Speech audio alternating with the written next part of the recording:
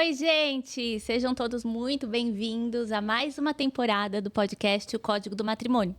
Mas dessa vez numa fase muito especial, que vai ser o Código do Matrimônio Black. Isso porque a gente está em aquecimento para Black dos Relacionamentos, que vai ser lançada dia 9 de novembro de 2025. E vocês vão receber muitas novidades aqui na Pandora Treinamentos e também condições muito especiais para poderem se inscrever nos nossos cursos de maneira imperdível. E eu tô aqui com o nosso super professor e mentor de relacionamentos, Lucas Scudeler. Tudo bem, Lucas? Tudo bem, Ju. É um prazer estar aqui de novo. Prazer é todo nosso. Nova temporada, novo momento. Excelente. Muito obrigada. Para quem não te conhece, se apresenta pro pessoal, por favor. Eu sou o professor Lucas Scudeler, sou pai da Mari, marido da Luciana. Também sou conhecido como filósofo, teólogo e psicanalista. Muito bom. Obrigada, Lucas. E eu sou Juliana Dina e vou estar aqui conversando com o Lucas e trazendo muito assunto bacana que o Lucas tem percebido que as alunas têm pedido, né? Tanto as nossas alunas quanto as seguidoras. E nesse momento de aquecimento, nesse primeiro momento, na verdade, a gente vai falar sobre a crise do feminino na modernidade, né? E o tema que a gente escolheu hoje, Lucas, é química não é sexo. Vamos lá? Bom. Muito bom. Então fica com a gente até o final. O Lucas vai dar alguns sinais simples para você identificar se você está tendo química com seu parceiro. E também o Lucas vai disponibilizar para vocês um diagnóstico, que é um quiz de mais ou menos 90 segundinhos que você vai investir do seu tempo e vai te pôr na trilha certa da Black dos relacionamentos. Então vamos lá? Muito bom. E esse quiz vai entregar um diagnóstico muito valioso também para quem preencher esse quiz. Muito legal. Não só se inscrever na Black, mas também você vai ter um diagnóstico de onde você está na sua vida relacional. Um caminho, né? Também para seguir. Ela vai ganhar uma clareza grande, ganhar consciência mesmo com essa ferramenta, que é um quiz muito bem elaborado. Então faz bastante tempo que eu tenho trabalhado em cima disso. Fui eu mesmo que construí esse quiz. Que legal. E todas as alunas e seguidoras vão preencher e vão receber uma ferramenta de diagnóstico de altíssimo valor. Muito bom. Então fica até o final que você também vai ter acesso. Então, Lucas, vamos começar por um conceito, né? Química verdadeira. O que é a química verdadeira e qual que é a diferença entre tesão e compatibilidade? Legal. Boas perguntas. Eu acho que o senso comum acredita meio que num mito. Eu não vou dizer que é uma mentira, mas é um mito. Porque muitas pessoas propagam isso e acham que química é toque, é pele, né? E que tesão é a forma corporal do seu parceiro sexual. E isso quando a gente investiga um pouquinho mais, na psicanálise e até mesmo quando a gente entende um pouquinho de neurociência, a gente observa que a química e o tesão começam em camadas muito anteriores a isso. Isso pode ser o efeito final. Só que a causa principal da química e do tesão são coisas totalmente divergentes do que o senso comum acredita. Então, o que a gente sabe é que a primeira causa da química, quando a gente fala de química, é bioquímica mesmo, não estamos falando de fisiologia humana, a correlação mais alta que a gente tem de química é com feromônio e cheiro. Tá? Então, isso não tem a ver necessariamente com a pele. Não tem com perfume, não, né? Muito menos, porque o perfume, o nosso cérebro sente o cheiro, mas a partir de um certo momento ele já ignora. Você só sente o perfume nos primeiros segundos ou minutos, às vezes, que você passa. E a pessoa, quando ela sente o cheiro em você também, é só uma impressão inicial. Depois, o seu cérebro ignora aquilo. Porque senão ele fica super estimulado o tempo inteiro sentindo aquele cheiro, ele vai perder atenção, perder foco. E o cérebro está sempre tentando focar para performar, de certa maneira. Então, esse cheiro do perfume, que é o que destaca e que chama a nossa atenção, ele não tem nada a ver com química. Na verdade, é a química dos feromônios que nós não sentimos o cheiro. Tá. Que tem muito mais a ver com o cheiro do nosso corpo. Né? E isso também se mantém, mesmo quando a gente tem uma higiene muito boa, não tem a questão de ver com fluidos corporais. Então, a maneira que você testa, principalmente a química, vai ser através e o nosso corpo sente isso, a convivência com a pessoa, e aí você já tem um sentimento do odor, do cheiro dela, e às vezes você tem uma impressão de aversão ou uma impressão de atração. Isso as pessoas não sabem explicar, né? Nossa, não bati o santo com tal pessoa. Às vezes é porque a química corporal não combinou. Tá? Mas a prova final da química vai ser o beijo. Quando você beija uma pessoa e tem um encaixe, de certa maneira, e não estou falando de performance mecânica, né? A pessoa, um beijo não foi bom, mas existe um algo a mais que gera essa atração química. Tá. E isso existe, isso não é uma invenção mental, é por causa da eficiência reprodutiva.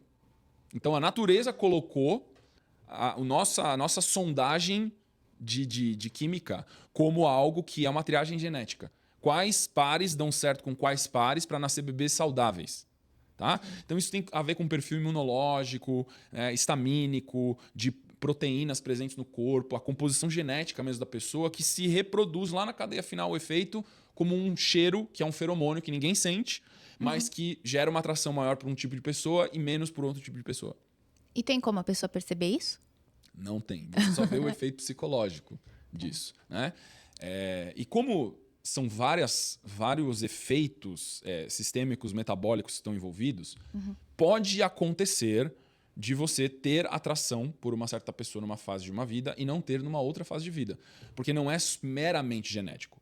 Tem genética, mas tem um outro fator também que é o perfil imunológico da pessoa naquele momento. Você tem o estado metabólico que a pessoa está. Estado de consciência, né? Aqui a gente está falando só de fisiologia. Então a gente está falando de composição das proteínas dentro do corpo dela, de como que o corpo dela está composto naquele momento do tempo, vai gerar certos feromônios que são compatíveis com uma outra pessoa ou não.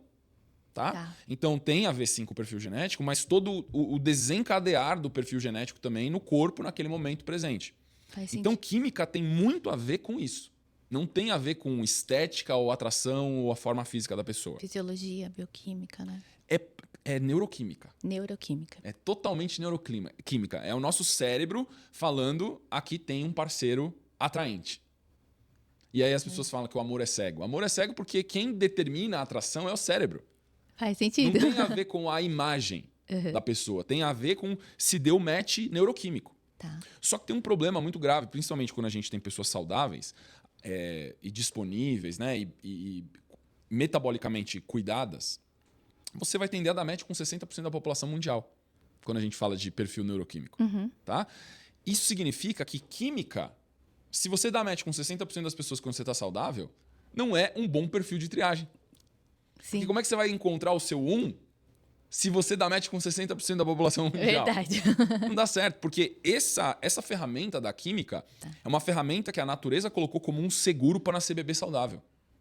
Que é o papel da natureza. A natureza só quer que nasça bebês saudáveis para a espécie se continuar, para ter uma proteção geracional em cada... Mas ela não quer que você tenha um casamento feliz, ela não quer que você tenha uma família feliz, ela só quer que nasça bebê. Sim. Então, assim, dentro do escopo que a natureza cuida, que é nascer bebês saudáveis e gestações saudáveis, esse é o fator da química. Só que aí vem o ser humano lá, acha que é o bambambam, o rei, a rainha da cocada preta, e usa uma ferramenta errada fora de contexto. Se você usar química para escolher parceiros, você vai escolher errado. Vai dar ruim. Vai dar ruim. Porque química tem que ser o último quesito que você vai decidir. Tá? E aí, antes disso, o que você me perguntou também sobre o tesão. Isso. Muitas pessoas também acham que tesão tem a ver com química. Outra coisa totalmente errada. Tesão não tem a ver com química. Tem conexão com alguém que você tem química, mas você pode estar namorando com alguém, um homem ou uma mulher, ou casado com um homem ou com uma mulher, e você já teve muito tesão por essa pessoa, e você tem química, e aí entrou um momento que você perdeu o tesão. Sim. Se o tesão vai e volta, ele não está vinculado com neuroquímica 100%. Porque se aquela pessoa bate com você quimicamente, você teria que ter tesão por ela sempre. Sim, faz sentido. Tá? Então isso pode acontecer num momento de apaixonamento, no começo, onde tudo é um mar de rosas, tudo mais, mas relacionamentos longos, esse tipo de ilusão se desfaz. Sim. Então, tesão tem conexão com química? Tem. Só que ele vai e volta, mesmo quando você tem atração por uma pessoa ou tem química com uma pessoa. Então, o que é que determina? Qual que é o fator crítico que determina o tesão? O que determina o tesão é a intimidade. Que entra a compatibilidade, né? Que a gente falou. Exatamente. E aí, como você sabe muito bem, e as minhas alunas sabem também, eu falo de 4 pilares de compatibilidade. Sim. Né? São valores similares, são sonhos compartilháveis, rotinas sincronizáveis e química, que é o último. Quando você tem alinhamento nos 4 pilares e você tem verdade, respeito e diálogo, você vai conseguir ter intimidade. Sim. Que é um sentimento de... ele consegue me entender, ela consegue me entender.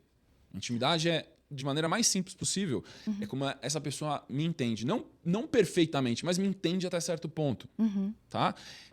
Essa capacidade ou essa conclusão de que o meu marido me entende, o meu namorado me entende, o meu pretendente me entende, minha mulher me entende, gera uma certa confiança. Sim. De que a outra pessoa tem uma visão clara de certos assuntos meus. Isso é o que embasa o diálogo respeitoso entre um potencial casal ou um casal já formado. Quando eu olho para minha esposa ou olho para o meu marido e eu tenho atração, ao mesmo tempo que eu confio que essa pessoa me entende. Eu ouço mais essa pessoa. Eu ouço com menos reservas, eu ouço com menos resistências essa pessoa. A capacidade de dialogar de maneira respeitosa com menos resistências é o que ativa a intimidade. Intimidade ativa o tesão. Perfeito. Tá? Aí, obviamente, o tesão necessita da química, da neuroquímica. Porque pode ser, um caso, exceção, mas tem muita gente que vive a exceção também. Um casal que está casado há muito tempo, sempre teve química, sempre teve intimidade, sempre teve tesão, e aí o casal adoece, perde saúde metabólica, está intoxicado de remédio, de toxinas ambientais, Hoje tem um monte de coisa, tanto no alimento, como em farmacológicos, como em toxinas no ambiente. Sim. A gente está inundado dessas coisas. Os dois vão ficando mais doentes. O que acontece dentro disso é que eles têm intimidade, às vezes conecta na profundidade para desenvolver o tesão, mas não tem química mais. E aí? Aí eles têm que ir para a clínica médica e fazer um reset de saúde, principalmente metabólica. Vai ter que fazer um painel de todos os sistemas, olhar todas as toxinas. O mundo moderno é uma bolha artificial que não combina com os nossos ancestrais. Sim.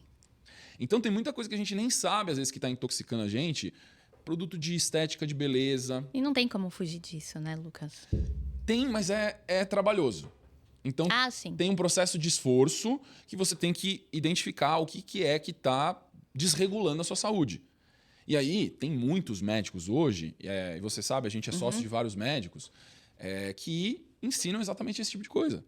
Como que você faz para viver uma vida mais limpa, mais saudável, mais harmoniosa. Como administrar, né? Porque Como administrar. a gente está exposto, foi nesse sentido que eu quis dizer. A gente como tá na vida moderna. Não, você não vai mudar a sociedade. Não tem como, Mas você pode mudar o que você consome. Sim.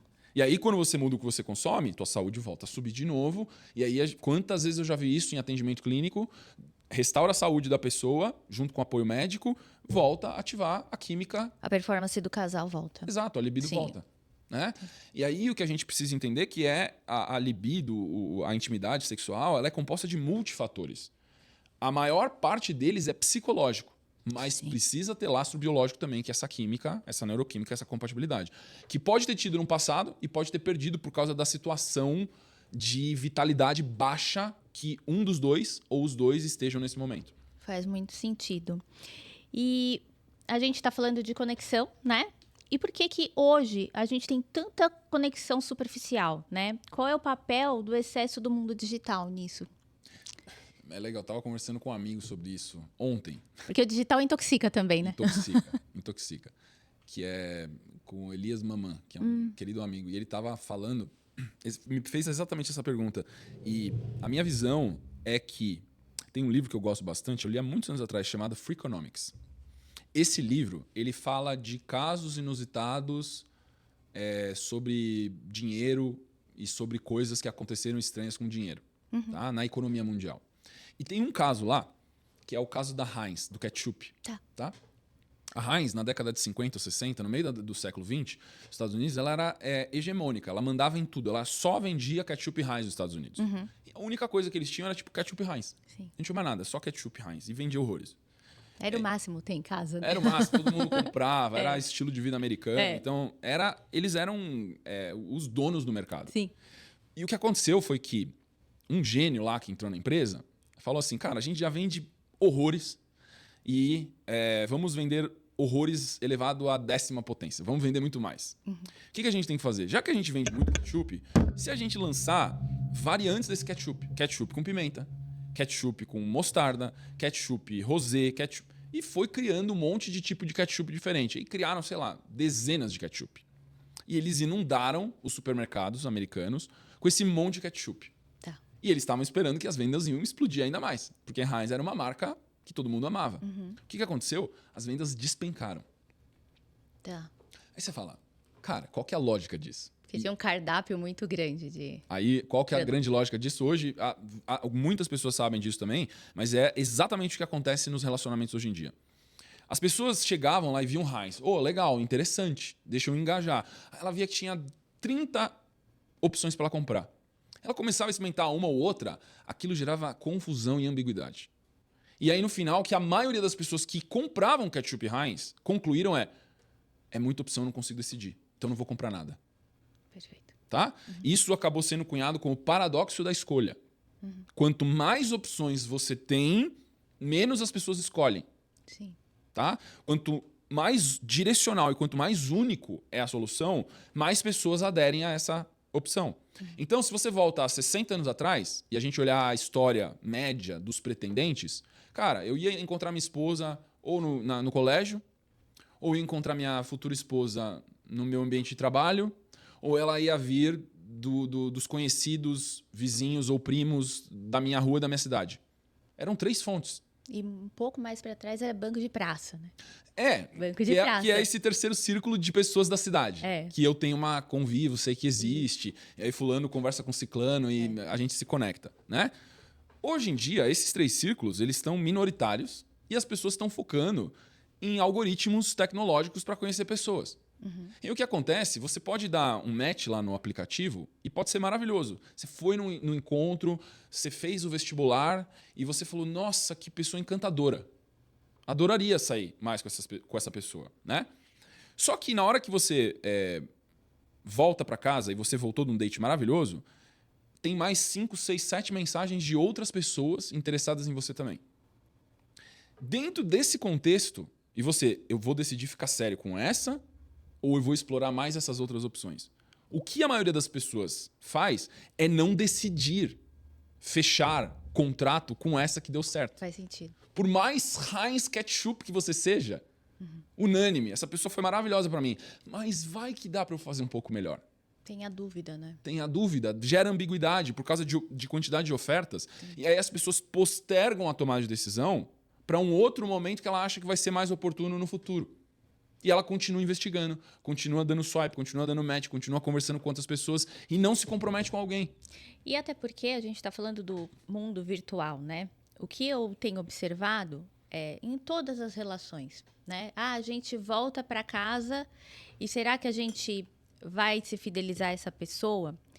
O que essa pessoa tem a me oferecer? Parece que como você tem acesso ali às redes e hoje todo mundo pisca e posta, não tem uma novidade para a pessoa te apresentar, né? Assim, Certo. em todas as relações, né? Às vezes de trabalho, a pessoa posta tudo que ela faz no trabalho, vai para reunião disso, você já sabe o que a pessoa vai te contar, porque ela falou com tal pessoa, e ela volta para casa no momento da ligação, que antigamente era assim, se falava com a pessoa Sim. uma vez ou telefone. outra, né? Isso quando eu não ia lá no orelhão, né? Acho que a gente não deve ter pego essa fase, mas nossos pais, com certeza... Eu vi meus pais falando em orelhão muito. Exato, né? Então, não tem mais essa novidade. Ou então, falando de perda de conexão, às vezes, né? Não tem mais a saudade, né? Até Exato. dentro de um casamento, por exemplo. A pessoa vai viajar, mas ela tá ali de vídeo todo dia, né? Então, eu acho que, fora tudo isso que você falou, atrapalha também nesse sentido. Não tem a novidade no casal. Sim. Né? Ou no... E tem outros agravantes, e você foi muito precisa nessa análise, que é quando a gente... E tem um conceito que eu gosto muito na análise, que é ancestralidade. Ancestralidade é o que persiste em mim que existia também nos meus ancestrais. E só foi passado de geração em geração porque é algo que ainda faz sentido, mesmo com o tempo passando em grandes quantidades. Sim. Pode ter passado 50, 200, 2.000 anos, e aquilo que estava no meu ancestral há 1.000 anos atrás ainda faz sentido para mim hoje. Ancestralidade é isso. Tem uma parte nossa que opera numa lógica muito antiga e que continua sendo válida. A saudade, que é o que eu tô querendo dizer, a saudade é uma delas, né? Porque, saudade traz um teor de qualidade para o relacionamento que é valiosíssimo e profundidade também. Porque se você encontra com uma tia sua que tem a rede social, Sim. né? E aquela tia que não tem, na hora de você abraçar as duas no encontro, não é diferente? É que totalmente não tem? diferente. Então, eu acho que não é tão saudável assim, né? Aí, com a ausência da saudade por superexposição, porque a pessoa sabe tudo que a outra tá fazendo em tempo real. Exato. O que Acha que sabe, né? acha que sabe, mas ela tem atualizações. Isso. E tem um WhatsApp, o dia inteiro, às vezes, Sim. um casal tá falando ao longo do dia. Isso é muito dissonante com como casais ancestralmente se conectavam. Exato. Porque, via de regra, o marido saía de casa cedo, antes do sol nascer, e voltava à noite, depois que o sol se pôs. Sim. E aí eles iam ter um momento de conexão no final do dia com uma saudade imensa. Porque os dois ficaram longe no dia inteiro. Ou quando o namoradinho ia encontrar a namoradinha, olha, a gente vai se ver 6 da tarde. Ela tinha que se programar, porque não tinha como saber se ele tinha saído de casa. Hoje ele sai de casa, manda a localização em tempo real e vai tendo esse controle, né? E perde a expectativa, porque não vai ter a surpresa, exato. Tinha um pouco de mistério, tinha um pouco mais de isolamento. Sim. Né? Cada um estava dentro da sua bolha e você criava uma expectativa para aquele evento presencial real. E você tinha que se deslocar, você tinha que investir energia. Hoje o digital gera muitas facilidades, mas ele tira a profundidade de conexões reais também. Verdade. Aí a gente fica se relacionando sempre na superficialidade. De qual foi a última postagem que eu coloquei no Instagram, se você colocou uma foto nossa junto, se você comentou no meu post, porque se você não comentou e curtiu a minha foto, então você não é um bom namorado, você não é um bom namorado. É uma loucura. Isso é insano. Esse comportamento de validação social, e eu já vi muitas pessoas reclamando disso, ele não posta foto minha, ou ele não curte a minha foto, ou ele não comenta quando eu posto, ou ele não vê os meus stories. Você fala, cara, você vive por causa de uma validação em rede social? Porque se você for começar a olhar isso, é mais para que os outros vejam, e não porque aquilo é uma métrica de qualidade no relacionamento real. Faz sentido. Né? E eu acho que assim, eu não estou querendo ser absoluto nisso, porque eu sei que tem gente que usa a rede social para fazer coisa errada. Sim. Né? E usa para enganar, e usa para trair. Nós estamos falando de casais reais que querem dar certo como casal no longo prazo. Ou quem está assistindo a gente, o que funciona, o que não funciona, o que é saudável. Exatamente. Né? Exatamente. Então, o comportamento saudável independe de ter ou não rede social. Né? Eu tenho rede social, exponho pouquíssimo da minha vida pessoal e a Luciana, minha esposa, ela não gosta de aparecer em nada. E ela fez eu prometer pra ela, você nunca vai postar nada sobre mim sem eu saber e eu não quero que você poste. Eu falo, tá bom. As pessoas perguntam, por que ele não posta foto da mulher dele? Porque ela não quer, porque ela não gosta. Né? E é a natureza dela essa. E eu respeito, e é valioso. Mas o tempo que eu uso as redes sociais estritamente para trabalho. Sim. É apenas para isso. Para fazer conexões de trabalho, para atender alunos, para educar, para compartilhar conteúdo. Outra intenção, que não é o que a maioria das pessoas usa. A maioria das pessoas usa a rede social para consumir conteúdos que não agregam na vida delas. Faz sentido. E a ideia é ser, talvez, um lugar de repouso, uma ilha diferente, que os nossos conteúdos vão ser sempre edificantes. Para que... E aí o edificante ele incomoda, muitas vezes. Né? E aí as pessoas entram, você falou isso, discordo, não sei o quê, que machista que você é. E eu nunca dou minha opinião. Quando eu dou minha opinião, eu falo, a minha opinião é essa. E é raro eu fazer isso. Uhum. Né? Mas na hora que a gente está fazendo conteúdo edificante, a ideia é incomodar para que as pessoas saiam desse conforto infinito de que viver essa vida letárgica, anestesiada, na rede social, no paradoxo da escolha, né? fantasiando que o meu príncipe encantado, a minha princesa vai chegar um dia. Aí tem tipo 1, 2, 3 mulheres de alto valor, 1, 2, 3 homens de alto valor que eu não valorizo. Exato. Eu poderia estar casado ou casada já, num relacionamento sério, só que eu não consigo ver aquela pessoa de valor que está do meu lado porque eu rotulei essa pessoa como uma pessoa sem valor. Exatamente. Então é muito mais uma mudança de mentalidade, de paradigma, do que falta homem ou falta mulher. Maturidade, né? Maturidade. Lucas, e a gente está falando aqui de química, né? E tem sempre a polêmica da pergunta. Transar no primeiro encontro quebra a construção da química? O que considerar para decidir com maturidade? Essa é a pergunta, sempre volta, né? Sempre volta. Transar no primeiro encontro, porque, e aí eu como teólogo também, e isso eu acho sensacional, por que o conselho de não transar quando não tem compromisso sério, e não é nem no primeiro encontro, a minha recomendação é enquanto não tiver um compromisso muito sério, não deve ter intimidade sexual. Porque a gente tem a neuroquímica masculina e feminina. Sim. E a sabedoria ancestral já dizia, não pratique sexo que não seja com o seu cônjuge. Tá? Hoje a neurociência consegue explicar isso. E basicamente, quando a gente olha a neuroquímica feminina e a neuroquímica masculina, quando tem o ato sexual, a neuroquímica feminina reforça o vínculo emocional. Sim. Basicamente porque são grandes cargas com vários outros neurotransmissores de ocitocina. Então, mas eu transo e não me apaixono. Ainda. Sim. Você tá rolando roleta russa. E uma hora vai dar clique e você vai acertar. Então é uma questão de tempo apenas. Você tá inundando o seu sistema com ocitocina, tá? E uma outra coisa também. Mulheres que já tiveram grande diversidade de parceiros sexuais se tornam mais insensíveis à ocitocina também. Então, quando uma mulher fala assim, eu não me apaixono quando eu transo, é porque teve comportamento vulgar e promíscuo já há tempo suficiente que você está insensível aos receptores de ocitocina. Tá? Extremamente importante para você verdadeiramente se apaixonar com alguém é fazer anos de celibato e castidade. Para você voltar a ter sensibilidade à ocitocina e você conseguir se apaixonar por alguém verdadeiramente especial para você.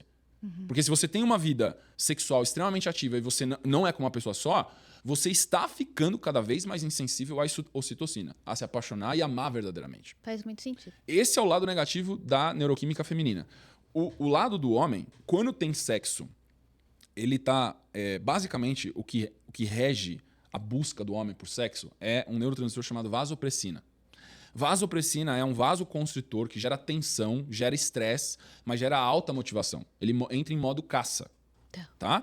Quando ele tem o sexo e ele ejacula e ele não tem vínculo de ocitocina ainda, lembrando que a ocitocina, tanto no homem como na mulher, é liberado no sexo, mas é liberado na conversa, no diálogo, na intimidade, no abraço, no aperto de mão, no olhar no olho. Também. Tá. Então, convivência verdadeira. Vamos sair para tomar um sorvete, vamos jantar, vamos conversar, vamos falar sobre a vida. Pequenos prazeres. Tá liberando ocitocina no cara. Perfeito. Quando ela sai com o cara que ela deu match no aplicativo de relacionamento, sai, transa com ele, ela não tem histórico nenhum de geração de ocitocina com ele. Faz muito sentido. Aí o que acontece é que ele vai transar, no momento que ele ejacula, a vasopressina praticamente zera.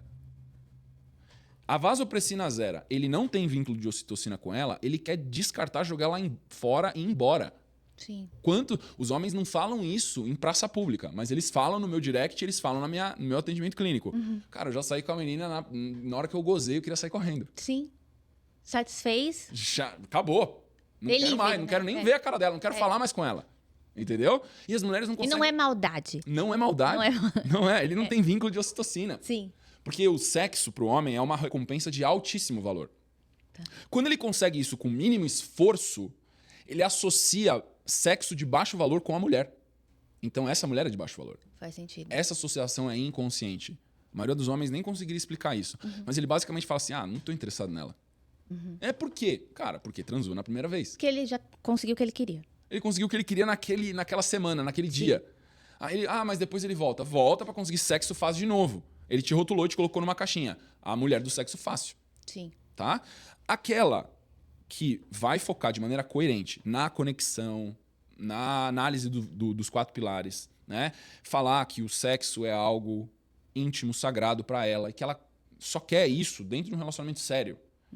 Já é a primeira coisa que destaca essa mulher de todas as outras que acham que não tem problema nenhum a hora que você faz sexo. Porque não tem compreensão alguma dos textos teológicos, não tem compreensão alguma de filosofia clássica, não tem compreensão nenhuma de neurociência. Sim. E nem de psicanálise. Então a ignorância é tão vasta em várias disciplinas que a pessoa fala assim, eu vivo minha vida do jeito que eu quiser, eu sou livre, sexo livre. É porque você é um baita do ignorante. Sim. Porque se você estudasse um pouquinho, você ia ver os efeitos adversos que tem de você praticar sexo de maneira livre. Sexo livre, real, é só quando você pratica dentro de um relacionamento matrimonial com a pessoa que você ama. Aí ele é verdadeiramente livre. Porque esse processo aqui, você está fazendo amarras neuroquímicas que você depois é muito difícil de desfazer. Então, a gente consegue explicar de maneira um pouco técnica por que muitos homens têm o sexo fácil, que é aquilo que eles mais queriam, e logo desengajam. Sim. Então, sexo no primeiro encontro é talvez uma das maiores bandeiras vermelhas para pessoas que estão querendo relacionamento sério de longo prazo e casamento. Matrimônio, como a gente ensina aqui no Código do Matrimônio. Perfeito. Tá? E não é só o sexo no primeiro encontro, mas é o sexo enquanto esse relacionamento for frágil. E aí, eu gosto de dar minha resposta em várias camadas. Aqui, de maneira nenhuma. Nunca, enquanto o relacionamento for frágil, pratique o sexo. De nenhum tipo de sexo. Quando o relacionamento ficar sério, se você não tem nenhuma crença religiosa, se você é agnóstico, que seja, no momento que virou algo que vocês olham para o futuro e falam, nós vamos estar juntos, aqui já não tem dano psíquico o sexo.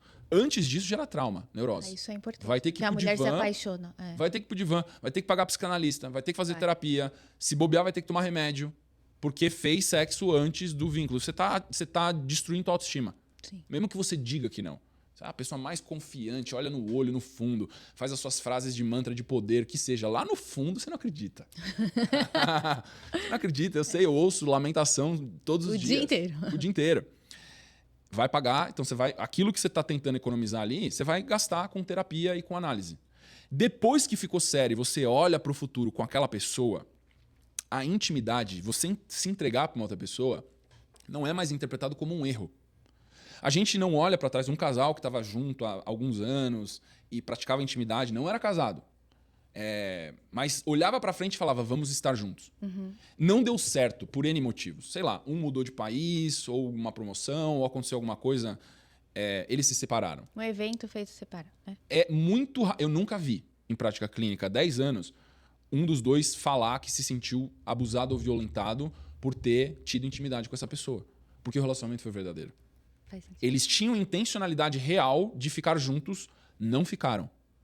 Então, aquela prática de intimidade que se estende na sexualidade foi visto como uma troca real. Sim, foi entre íntegro, eles. né? Foi íntegro. Tá? Só que, como teólogo, a gente precisa entender que no momento que você faz, e isso principalmente para as mulheres, os homens, eles precisam decidir o momento que ele te vê como uma mulher sagrada especial para te pedir em casamento. Mulher não pode pedir homem em casamento. Isso é polêmica também. Porque o esforço mental, afetivo, para uma mulher pedir um homem em casamento é mínimo. Sim. É mínimo. Tipo, ela, vou pedir o cara em casamento hoje. Sim. Para o homem é gigantesco. É sofrido, né? É sofrido, é um processo terapêutico, visceral, que ele fala, nossa, cara, eu vou pedir ela em casamento, eu não acredito. E ele fica num dilema gigantesco, porque ele sabe do peso psicológico que E tem é um isso. processo bonito. Quando a mulher ela interrompe esse processo do homem, que ele dá um valor supremo. É horrível pro homem. Fala um pouquinho disso. Fala um pouquinho disso. Feio, porque fere a masculinidade, né? Fere a masculinidade totalmente. E eu já vi mulheres com homens íntegros, verdadeiros, por ansiedade. Não esperarem ele pedir ela em casamento e às vezes ele já estava com tudo armado para pedir. E aí ela tira um encanto todo de algo que seria muito bonito de ver esse Pra ela e o florescimento da masculinidade dele. Então, mas seria assim um momento especial que ela não vai ter mais isso. Exato, porque aí a gente tem que ir mais uma camada profunda, né? As mulheres são motivadas por segurança. Sim. Os homens são motivados por admiração. Quando ele toma essa decisão racional de pedir uma mulher em casamento, ele está assumindo a responsabilidade de ser protetor dela. Isso é o que significa um pedido de casamento de um homem. E toda mulher sabe isso. Ela pode não conseguir explicar, mas ela sente. Sim, porque é isso que ela quer, no fundo. A alegria que a mulher tem lá no dia do casamento, que a festa é pra ela. Sim. Ela é a protagonista de Hollywood lá da festa de casamento dela. O noivo é só o guarda-costas que tá ali junto, entendeu? E o que ela celebra? Eu tenho um guarda-costas. Sim. É basicamente isso. Por isso que a traição do homem e da mulher tem conotações totalmente diferentes. Sim. Por exemplo, via de regra, a maioria das mulheres tendem a olhar com menos severidade uma traição masculina se ele não fez uma desvinculação emocional. Ela olha pra ele e fala, se ele se arrepender, se ele pedir desculpa, perdão, ele fala, eu estou com você, eu errei. É muito mais comum uma mulher perdoar do que um homem. Sim. Eu quase não vi, na minha experiência clínica, homem perdoar a traição de mulher. E eu já vi dezenas e dezenas de casos de mulheres perdoarem traições de homem. Mas isso é injusto, então é porque as mulheres são oprimidas pela sociedade, são obrigadas a perdoar, porque senão elas são bruxas malvadas. Não é nada disso. É porque o vínculo de valor para a mulher é segurança emocional. Sim. E para o homem é a conquista do território. Quando a mulher dele trai ele com outro homem, é como se o território dele trocou de mão. Sim. Não é dele mais. Por isso que o homem tem muita dificuldade em perdoar uma traição feminina. Então, isso são divergências também que a neurociência já explicou e a psicanálise já explicou há 100 anos. E as pessoas querem contestar com opiniões porque acham que isso não é conveniente ou que não valida o estilo de vida que ela escolheu. Muito bom. Lucas, existe alguma coisa para treinar antes do primeiro encontro? Tem, estudar relacionamentos é a primeira coisa. E se tiver um treino mais específico ainda, é dominar o vestibular dos 4 pilares, que é um dos conceitos centrais e estruturantes que eu ensino para todas as minhas alunas. Né? Então, principalmente mulheres solteiras, ou divorciadas, ou viúvas que seja, tem que aprender o vestibular dos 4 pilares com naturalidade. Não é para fazer um vestibular mesmo. Um checklist. Peraí. Não, peraí. Responde de novo essa aí que eu não peguei. Não é isso. É para ficar verdadeiramente natural e conforme ela vai fazendo os encontros com o homem, com o pretendente, as perguntas vão fluindo naturalmente. E ela vai fazendo esse checklist mental. Sim. Porque ela já incorporou o que verdadeiramente é um homem compatível com ela. Não é que esse homem... E é bom porque fica claro para a mulher, principalmente, embora os homens também apliquem, né, o vestibular, Sim. Quem ela é. Fica claro quem ela é, porque antes ela vai para caça, né, porque ela tá ali caçando o pretendente dela, sem saber o que ela quer. Sim. Ela só quer aquele príncipe que leve ela para Paris, né? É legal isso. E o que a gente vê é que eu falo que é o checklist da ilusão da princesa. Né? Exato. Que é o príncipe encantado. E o príncipe encantado, normalmente, e principalmente agora com a rede social, as mulheres cada vez vendo estilos de vida de outras mulheres mais... Ostentação, né? Com ostentação, o checklist tá ficando cada vez mais uniforme. É o mesmo. É o mesmo homem. E aí, quem que é? É um cara de mais de 1,90 m, é o cara que é empresário, que ganha centenas de milhares de reais ou de dólares por mês, que anda com um carro de luxo, que tem um relógio caro no punho, que é bonito, que é forte, que tem o abdômen de tanquinho. Que não tenha filhos. Que não tenha filhos e que seja romântico, mas macho e masculino ao mesmo tempo. Exato. Aí você vai ver, cara, vamos pegar a estatística de quantos homens assim teoricamente existem. E que tenha tempo pra ela. Empresário rico e que tenha tempo. Isso, não tem como. Paradoxal. Você fala assim, cara, eu tenho uns perfis que eu gosto muito de mulheres que são bem enraizadas, né? Fala assim, e a mulher fala assim, meninas, se você quer casar com um empresário, você tem que entender que ele não tem tempo. Exato. Então, é uma coisa ou outra. Se você quer ter tempo com o seu homem, ele vai ter que trabalhar em algo mais previsível, ele vai ganhar menos dinheiro. Horário comercial. Você vai abrir a mão de uma coisa e você vai ganhar outra. São coisas que vocês querem que são incongruentes. Não dá pra você casar com um empresário bem-sucedido e achar que ele vai ter tempo que ele vai todo... jantar em casa às 7 toda noite. Não tem como. Exatamente. Então, não sei nem o que eu tava falando, mas... Antes se existe alguma coisa pra gente avaliar antes do primeiro encontro, pra praticar. Dentro de tudo que a gente está falando é o domínio do vestibular dos 4 pilares. Sim. Tá? E aí, quando chegar lá, da maneira mais natural possível, fazer a troca, fazer o checklist, para que você não perca tempo. Porque eu acho que como muitas mulheres hoje têm esse checklist uniforme, porque elas viram uma outra mulher falar que ela é casada com um empresário e isso tem uma vida maravilhosa. Ela fala, também quero. Sim. Colocou no checklist. Ah, não sei o que, meu marido não sei o sei lá, faixa preta de jiu-jitsu. Ele faz crossfit e compete no final de semana. Ai, também quero. E assim, não tem nada demais querer tudo isso e querer o melhor pra si, né? Contanto que você esteja preparada para pagar o preço. Para pagar o preço e também para retribuir isso. Porque você tem que ter um alto valor, né? Exatamente. Eu acho importante falar isso. Não tem nada errado ela querer. Extremamente importante. É tudo isso. Só que a questão é o seguinte. Cada item que você coloca na lista de príncipe, de marido... Você tem que ser princesa. Cai a estatística de quantos homens existem. Exato. Cada item raro que você está colocando ali, né? Se você for ver quantos homens acima de 1,90 m tem? Tem 10% da população mundial. Bom, você já eliminou 90. Sim. Com um item. Na hora que ela coloca lá 100 mil reais de faturamento... Cara, dos 10% que sobrou, agora sobrou 0,1. Sendo brasileira. Brasileira, exatamente. Então, tem que ser muito coerente e consciente com isso, porque existe também um outro conceito, que é uma tendência psicológica feminina chamada hipergamia. Hipergamia é sempre querer o melhor. E isso, quando é bem moderado, por exemplo, pela matriarca, que é madura, que tem uma visão de longo prazo, não é imediatista, a hipergamia leva a amadurecimento da família, do marido e dela. Porque ela fala, cara... legal as conquistas, qual que é o próximo? Só que quando a gente tem uma mentalidade infanto-juvenil, se é uma menina adolescente, ela pode ter 30 anos de idade, mas ela tem a cabeça de uma menina adolescente, deslumbrada do TikTok. Ela começa a criar itens que ela nem tem contrapartidas para entregar. Exato, foi exatamente isso que eu quis dizer. Ela nem sabe o que um homem empresário de 1,90 m, milionário, que é dono de um monte de empresa, que tem um corpo sarado, quer de uma mulher. Paz. Porque ele vive no caos. Exato. E isso é universal. Os homens, em geral, eles querem paz. Mas tem uma outra coisa, que é um gatilho de matrimônio para todos os homens. Tá. O homem só pede em casamento a mulher que ele vê como sagrada. Tá. Aí a gente poderia fazer um podcast inteiro do que é sagrado. Eu ia perguntar isso agora. Só dá... É que a gente vai fazer, é um dos próximos. E aí a produção tá falando que a gente vai fazer. Mas só dá uma... O que é o sagrado? O sagrado é a visão do inalcançável na história desse homem. É aquilo que ele não consegue nem explicar direito. É aquilo que tem um significado tão absurdo e que está tão distante do caminho de vida que ele trilha, porque a masculinidade tem uma trilha, né? Que é a trilha da fúria. Sim. Eu explico tanto em vários conteúdos. O sagrado é o ápice do belo, que é a trilha da mulher. O homem, ele trilha o caminho da fúria, a mulher trilha o caminho do belo. Esse belo e essa fúria são metafísicos, não são físicos apenas. Eles se manifestam como físicos. Sim. Mas o homem precisa ter um momento, uma epifania, uma eureka, quando ele olha para aquela mulher e por causa de N coisas. Não é por causa de uma coisa. Ele conclui que ela é sagrada. Porque ela manifestou o belo na vida dele. Nesse momento, ele fala, eu preciso casar com ela. Porque ela é valiosa demais para eu perder.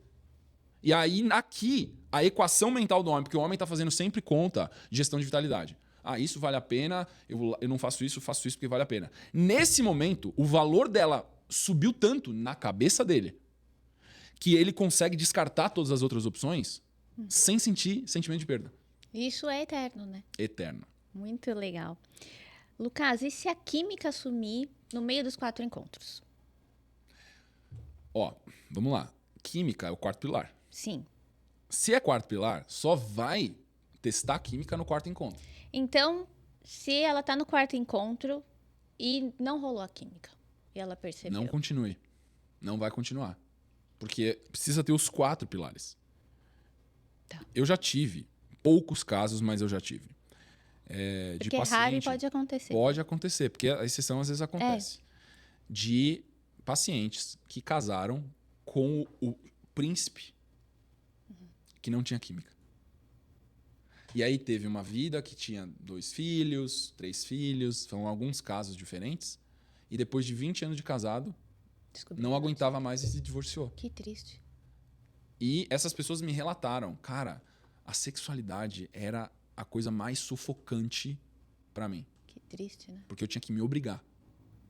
Nossa. Imagina 20 anos você se obrigando a dormir com uma pessoa porque você não tem atração por ela. Mas ela batia no papel. No papel era a pessoa perfeita. Ai, de família boa, Admirava, né? alto, empresário, isso, aquilo. Essa pessoa no papel é um match perfeito pra mim. Só que se não tem química, não vai funcionar. E então dá um sinal pra gente de como a pessoa percebe se ela tem química real com a pessoa. Quando o teste final e a constatação é o beijo. Tá. E basicamente Sempre o beijo, porque a gente falou no começo, né? é o beijo. Porque o beijo você vai ter o contato real com os feromônios. E Tá? o beijo, pra gente recapitular, pode ser dado em qual? No quarto encontro. No quarto também. No não quarto encontro. Não pode ser antes. Perfeito. Não Tá. pode ser antes. Tem um motivo neurocientífico e psicanalítico para não fazer isso antes. Perfeito. Tem uma contenção, principalmente pelo lado do homem. Tá. O homem precisa sustentar uma negação parcial, uma derrota parcial. Porque o que está acontecendo na cabeça do homem ao longo dos encontros? Saí com ela, foi super legal, gostei muito dela, baita conversa legal, mulher inteligente, bonita pra caramba, fui dar um beijo e ela não me deu. Ah, conquista. Que, tipo, ele sai dali. Nossa, cara, a gente teve 10 vitórias, mas a conclusão que eu queria dar um beijo nela aquele dia. Eu não consegui. Aí, na cabeça dele, ele saiu no 0-0. Ele sai frustrado, porque ele fala, não consigo entender como que tudo está sendo bom e ela não permite. Isso gera um mistério, uma intriga, um paradoxo, um problema E que a aí, mente masculina não consegue ignorar. e partindo desse raciocínio para nossa próxima pergunta. E quando tá legal, aí vamos supor, ele não conseguiu o beijo, ela percebeu e a conversa lá no Instagram, no WhatsApp esfriou. Como que ela parte para chamar a atenção dele de novo? Isso é um sinal amarelo que eu digo que ele estava investindo ali meramente pela satisfação corporal. Então, Importante falar isso. isso já é um sinal amarelo ou vermelho de que ela não deve continuar. Tá. Porque algo que eu sempre falo para as minhas alunas é: você tem que dizer que está buscando um relacionamento sério do dia zero, desde o comecinho. Você não tem que gastar tempo com pretendentes que falam: eu tô no momento de descoberta, ou tô querendo ver aonde a vida vai me levar. Esse tipo de respostas são as piores possíveis. Porque é a pessoa que vai te enrolar. Sim. Tá? Você tem que dar chances de sair com pessoas que falam: não, eu estou buscando uma parceira, eu quero algo sério, só preciso achar a pessoa que eu vou construir um relacionamento sério. Isso é a resposta minimamente aceitável para que você marque um encontro. A pessoa não pode ter medo de falar: não, eu estou aberto a um relacionamento sério, sim. Mas será que... porque a gente sabe que nem todos os homens estão maduros, principalmente quem tá ali no meio digital, né? Sim. Mas como que ela vai ter o termômetro se a gente sabe que primariamente o homem tá atrás do sexo? Sempre. Sempre. Né? Qual é o limite que ela tem que ter? Porque dificilmente ele vai chegar e falar: não, tô buscando um relacionamento. Ele não vai falar, mas A não ser que seja um Dom Juan, que ele já sabe que é isso que ela quer ouvir. Se ele falar tudo perfeito, é sinal vermelho para predador. Tá. Porque o homem que fala tudo que a mulher quer ouvir, ele é predador. Ele só tá te convencendo a ser vítima. Tá. Então, quando o cara é perfeito demais, alerta vermelho, tá? O homem normal, saudável, adulto, ele não vai dizer: estou buscando uma esposa. Mesmo porque a escolha do casamento, principalmente para um homem que já tem uma certa maturidade, uma estabilidade financeira, é a escolha dele. Sim. Ele escolhe a mulher que ele vai casar. Então, é muito importante a mulher entender que os homens não vão falar isso, porque é uma responsabilidade o casamento para o homem. Importante falar. É um sacrifício. Ele não vai falar: eu vou me sacrificar. Eu nem te conheço, como é que eu vou falar que eu vou me sacrificar? Não vou. Tá certo. Entendeu? Então, é disponibilidade para o assunto. Se você encontrar uma mulher que é especial, que é diferente de todas as outras que você já encontrou, que você sinta muita atração, você está aberto a um relacionamento sério e casamento e família? Essa é a pergunta que a mulher tem que fazer. Porque ela não pode partir também da Coloca na premissa parede, né, Lucas? não, coloca na parede se ela acha que ela é a rainha da cocada preta. Se ela acha que ele tem que casar com ela. Isso é loucura, porque eles nem se conhecem ainda. Sim. Então, assim, o bom senso, o mínimo de racionalidade é uma investigação isso que ela está fazendo. Eu quero saber se esse homem, encontrando com uma mulher diferente, especial, sagrada, para ele, você estaria disposto a casar? Se falar essa palavra, o homem vai falar. Porque é a palavra-chave que um homem decide casar com uma mulher ou não. Mas o que ela tem que fazer é a investigação. Porque o cara que está imaturo, que não é um homem adulto, ele vai falar: não sei, esse assunto é difícil, né? Ou não estou pensando em casamento agora, ou acabei de sair de um relacionamento. Isso já é um sinal, sem se perturbar, de que não deve dar tempo e nem engajar com isso. Sim. Então, precisa investigar logo no começo. Faz sentido. Não como uma cobrança, Ju. Como uma investigação leve. Porque o que acaba acontecendo é a pessoa que quer casar fazer essa cobrança, né? E aí? Que a gente recebe isso muito das alunas, né?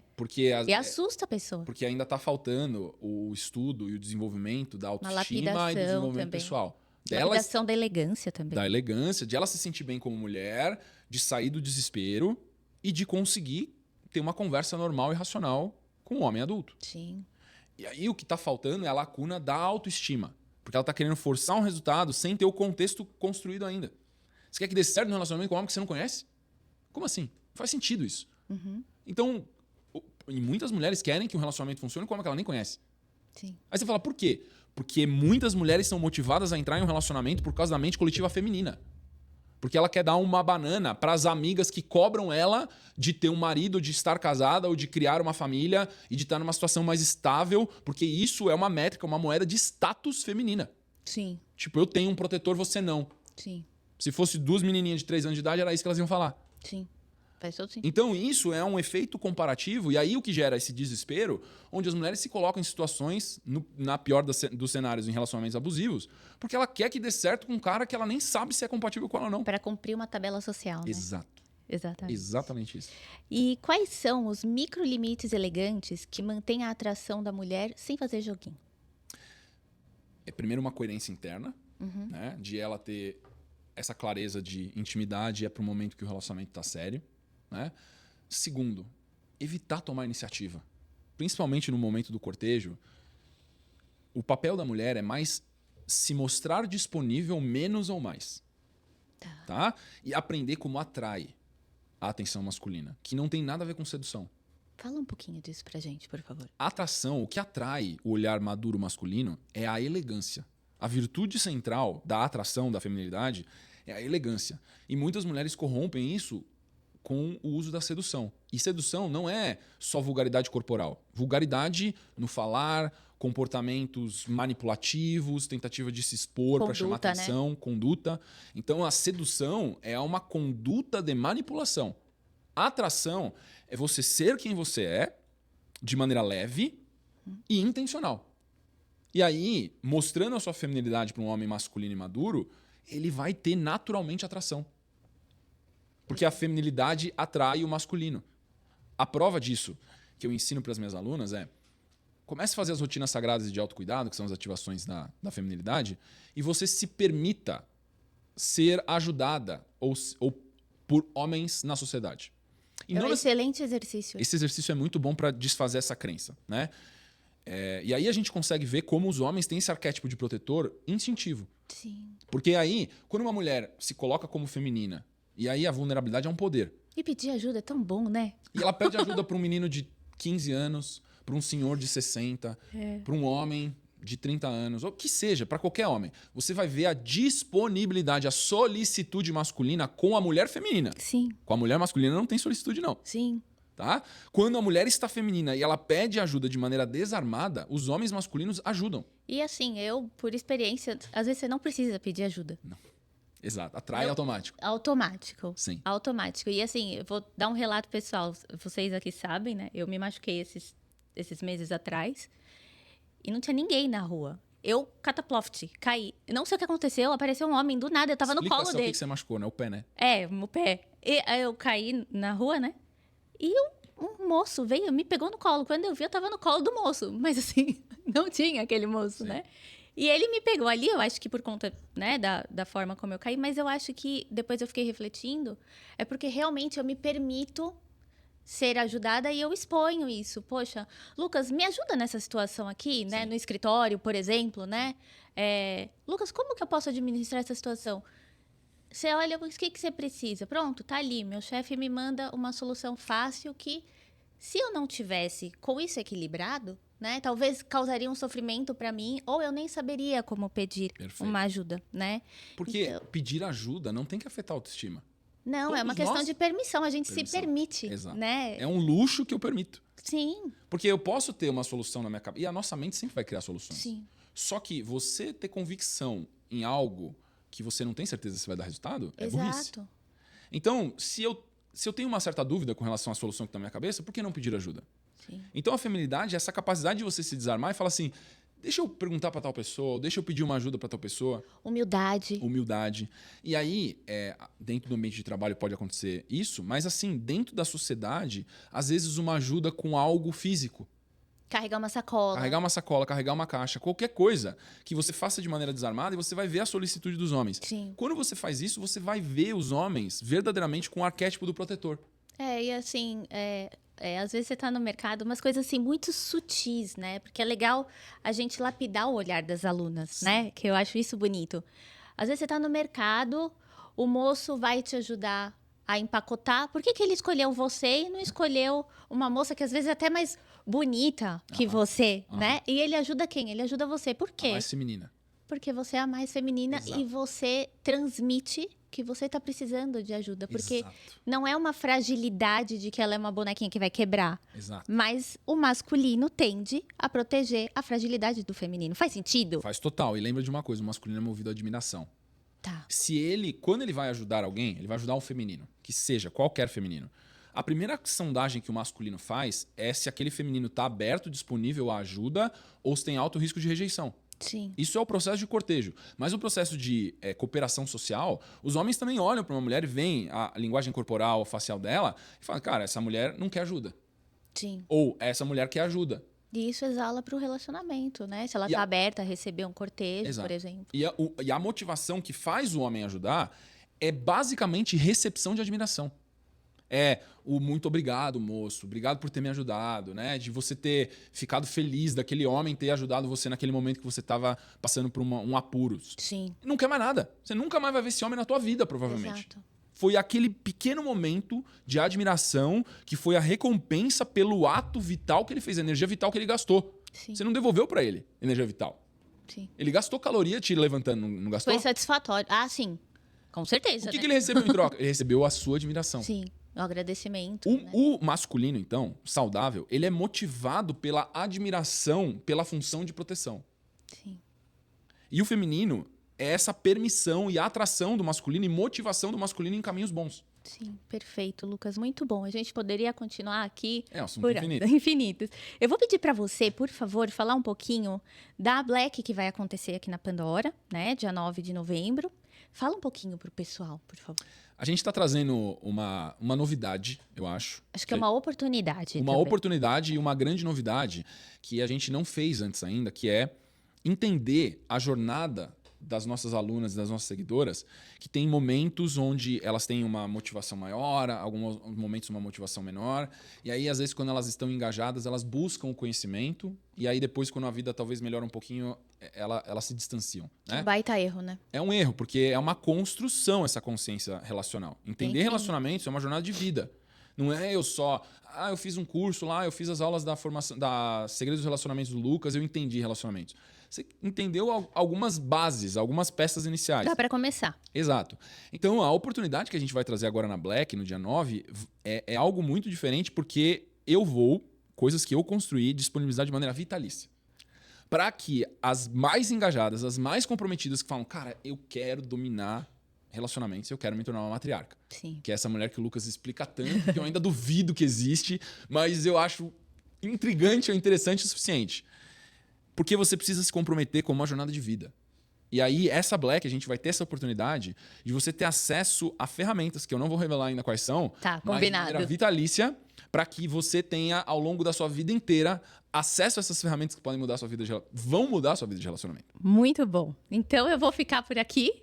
Nos próximos episódios, a gente vai trazendo mais novidades, pode ser? Pode. E se você ainda não segue o Lucas, por favor, Lucas, qual que é seu arroba? É Lucas Scudeler no Muito YouTube, bom. scudeler.lucas no Instagram. Muito bom. E eu agradeço você ter ficado até aqui. Vou pedir para o Lucas encerrar com uma mensagem final. E a gente se vê no próximo episódio. Deixa um beijo para as meninas, por favor. Estudem relacionamento, coloquem uma intenção clara de desenvolver o matrimônio, de entender o que o matrimônio é, de constituir famílias. O mundo precisa de famílias saudáveis, restauradas e formadas, porque toda a sociedade, da maneira como ela existe, ela é fundamentada em famílias. Vamos dizer isso de maneira explícita, vamos construir famílias ao nosso redor, que se isso for o que você tiver no seu coração, saiba que você é minha aliada. Muito bom. Tchau, gente. Até o próximo episódio. Obrigada, Lucas. Obrigado, Ju.